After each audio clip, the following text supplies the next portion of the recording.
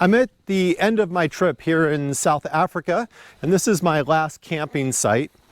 I've had a chance to do a little bit of testing for some new gear. I had to upgrade my tents this year, and I'm using the Lone Rider ADV tent. And let me show you what I have. I'm going to show you what I pack in my bags when I travel internationally, and then also how to get everything into 2 panniers. This is all about packing light. Come on in. All right, here's what we've got going on in here. First of all, sleeping is, I need to be comfortable and I need to be warm. And I'm using the Big Agnes Mystic 15 bag. It's an 850 fill. So if you look down here, you can see that. The fill on it, the larger the number, the smaller the bag packs down. The other reason I'm using this sleeping bag is that they don't use anything on the bottom for fill, which allows it to pack down a lot tighter. And instead, the mat, which is also a Big Agnes, this is the Q-Core mat, that is an insulated mat. And that's what keeps me nice and warm. I also use a Thermalite reactor. And this I use as a bag liner. It also works well if I'm in a hostel and I just want to have something to wrap around, and it allows me to sleep a little more comfortable inside the bag. For the pillow, it's an REI stuff sack. They don't sell it anymore. And then my heavy down jacket is what I use, so I have a nice down pillow. And to prop up my head, these are all of my personal clothes. Everything in here, everything from button up, clean underwear, socks, everything fits in here. I roll everything to keep it nice and tight. That's my personal bag. That's everything I carry inside. I won't go through the details on that. This pile over here, this is all the video gear that I have to carry with me. This is the drone and the drone control, which is a DJI Mavic. I have all of my GoPros in here. I have 3 GoPros and all the things that go with the GoPro. In here, I have all of my chargers to recharge everything. And in here, I have spare lenses and spare battery packs. This is my SLR, which is a Sony a6300 plus a long lens. That's why I have a spare. These are all my mounts for all the camera gear. So you can see most of what I'm carrying. This is all just so I can do little videos. To keep things organized, I keep everything in a little zip bag and I reorganize it. This is the charger for the computer. This is my personal bag, toothbrush, all of that. And by keeping it in one bag, just keeps it from spreading around. This is for all my snacks on the road. Again, a zip bag where I can see inside, and depending where I'm traveling is how much I carry in there. This last one is my ditty bag. This is the one that carries all the little things, wine opener, the safety glasses. I use the arc lights, they're in here. Spare earplugs, plastic spoon, fork, all of that's in here. Again, a nice easy grab bag. Of course, a spare shield for the helmet, a first aid kit, and don't forget, we also need a computer. I can't do any editing without a computer, and then something to read if I'm just chilling out and I have nothing else going on. This is what I carry and have to load on the bike.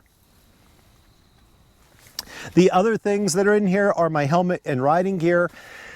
I really like this new tent that I'm using. This is, I mentioned the Lone Rider ADV tent.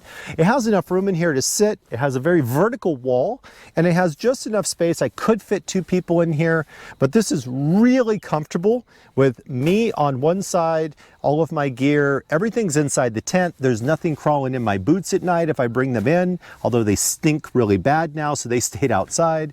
And then all of my other gear's in here. Fantastic setup so far. I'm really happy. Let me pack all this up. I'll get it ready for loading, and then I'll show you how I make all of this fit inside the 2 side panniers. I do not use a tank bag because when I ride off-road, I need to be able to stand up and get and move around. I also don't always have a tail bag or a rear bag, and on this trip, I'm only in the side panniers. All right, I'm going to pack this up and I'll show you how I load it.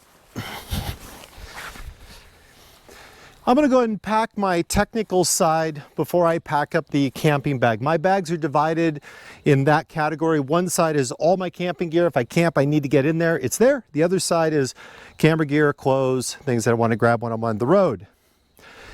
On this particular bike, if you take a look at the back of this 1290, you'll notice that the right bag sticks out quite a bit farther than the left bag. The consideration I have to have here is that if I fall on this left side, it's going to be tighter to the bike and take less of an impact. And that's why this is the side where I put my technical gear and my computer. Also, this side will be a little bit lighter because it's got the camp gear in it, and that'll help balance out the bike because the farther outboard, the more leverage there is. Plus I have more wind resistance. First consideration is my computer. The computer is always going to go against the back plate on the bag so that if I fall, and you can see down here, if I fall, it's going to be on a flat surface and I don't damage the computer. To hold that in place, that's right guys, come on down here. I'm going to take my clothes bag here and I'm going to shove that right down next to it. This way if I land, the clothes bag will protect all of the computer. Now once my bag's in position, I have these laying down flat so I have room on top to hold all of my other gear. Shove that down, which gives it support. And now I'll grab these. Again, that's the GoPro, the charger, and the spare lenses and batteries. And these can fit stacked side by side. So they're all very easy to grab and they're high, so if I impact, I won't have too much damage.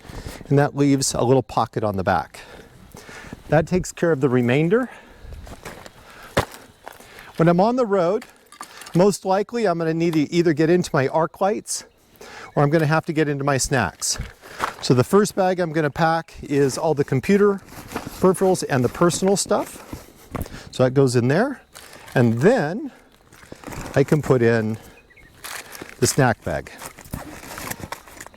And that's all that fits in that bag. I can put more, but I really don't need any more in there. The bags here, these are giant Loop RTW bags, the round the world bags. It's the first time I've used this particular bag set. I'm pretty happy with them. And the main reason I picked these bags is I had to fly into South Africa. I needed something lightweight that I could carry on my luggage without pushing me over, but also it has a universal mount on the back. Any bike that has an oval frame on it, these can be adjusted to fit. And that made these really ideal for this particular trip. On the front, these bags have a dry bag on the back. This bag inside here has my riding pants, which are the Moscow rack pants, and also my Gore-Tex liner for my jacket, and a pair of waterproof gloves that are also warm gloves. Those are all in the back, so very quick access if I need them when I'm out on the road. I can just grab them. I see the rainstorm coming. If they're dirty or wet, I can put them in there and it's not contaminating anything else. The front of the bag has an open pocket here with a zip on it. I really would prefer a flap over the top so I don't catch so much rain, but the drone fits in there vertical.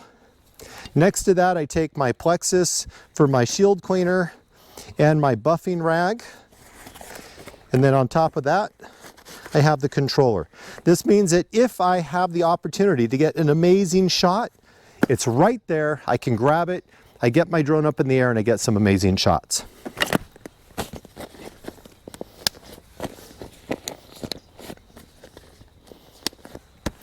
Let me go ahead and break down the tent, pack up the rest of the gear, and I'll pack the other side.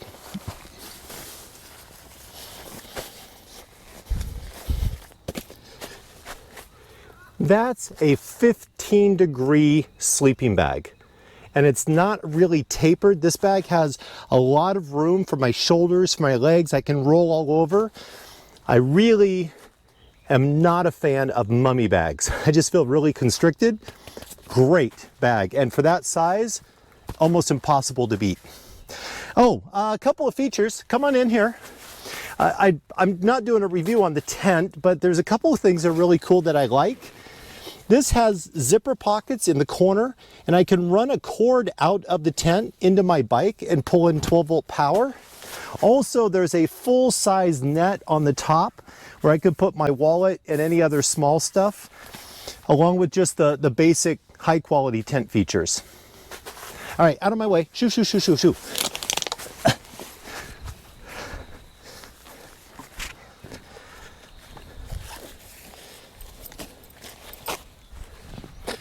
All right, come on in here. Now that we're ready to go, this is everything that's in my campsite. I put the poles out separate from the tent. This allows me to squish this down into different places and have this just fill the gap. I normally would pack my bag in reverse. The tent would be the last thing in, as long as the first aid kit's on top, just in case I need to grab it, because that's the first thing that comes out, and it's the first thing, or last thing that goes in, first thing that comes out.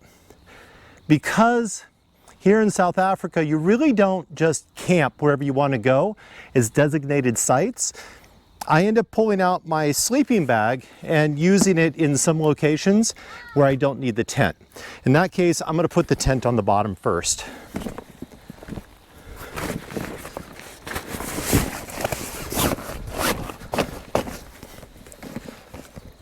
As you can see, there it is. One of the reasons I upgraded this year or changed tents was because of this right here. So take a look. The length of these tent poles for the Lone Rider ADV tent is the exact length needed for the standard pannier, whether it's an aluminum pannier, whether it's the Moscow panniers or the giant loop, or the Lone Rider panniers themselves, as a kind of match. Obviously it matches their gear.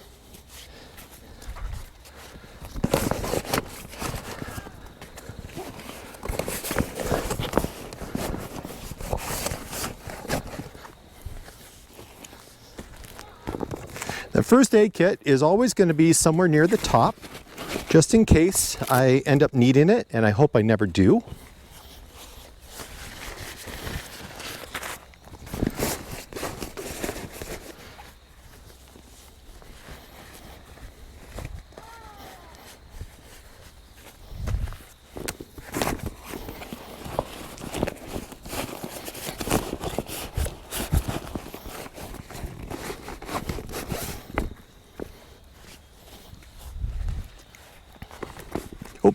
Sorry guys, didn't mean to do that. Ran right into you there. My bad. Now my shield, I'm using the Shoei Hornet.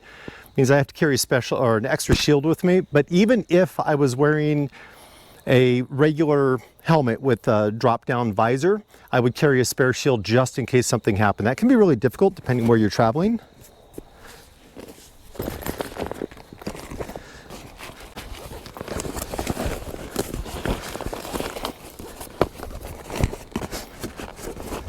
There we go. So you can take a look in here. Everything's packed in tight. First aid kit's on the top. This is all of my hardware or my mounts for the GoPros and for my cameras. Then everything else is loaded in underneath. These bags also have it's kind of neat. They have a magnet right here when they close up. Like magic. Woohoo! That's fun. But that magnet helps keep everything tight when we do a roll. And they're a typical roll bag type, and this here, there's a seam on the back side. I'm always able to roll that underneath, and then I can clip it in. It holds that top down, and then I can strap the side. Looking at the side of this bag, what Giant Loop has done is they've put a strap on the very bottom. They made their bags very minimal. Again, these are the lightest. These are 45-liter panniers with the bags on. That's a lot of space. I have 90 liters of space here. But this allows it to harness and hold everything up. These are adjustable if you have more space. And then you have the 3 clips on the outside. Which brings me to my second issue with these bags. These straps always end up coming out and flapping, but they're there so that I can expand the size if I wanted to. And that's really my 2 biggest issues with these bags. I love the lightweight. I like how they carry. I like how they mount. But this system here is just kind of ugly. And then this open pocket on the front, although it's really easy to get to everything, means everything gets wet because as you notice, I'm wearing shoes. And when I stop, I don't like stinky boots. So I always want to have my shoes someplace where I can grab them quickly. So I put them on the front pocket. And then my cup, which I always load with water, but I can use it as coffee. And then that sits right there so that I can always grab my drink if I need it. And this is everything. Full campsite, all of my regular gear. What I'm not carrying with me that would cause me to carry a top bag is if I was carrying kitchen gear. If I'm going to start doing some cooking, then I would need a little extra space on the top. Also, with a lot of the international stuff, South Africa here is pretty modern. I can get parts for probably any bike that I might ship here or borrow here. But as I get into more remote areas, if I'm up in Kenya or the DRC or someplace like that, finding parts is going to be really difficult, which means I might have to carry those with me. A spare sprocket, chain, those things will wear out, and that kind of stuff. That's it. That's how I fit everything into panniers.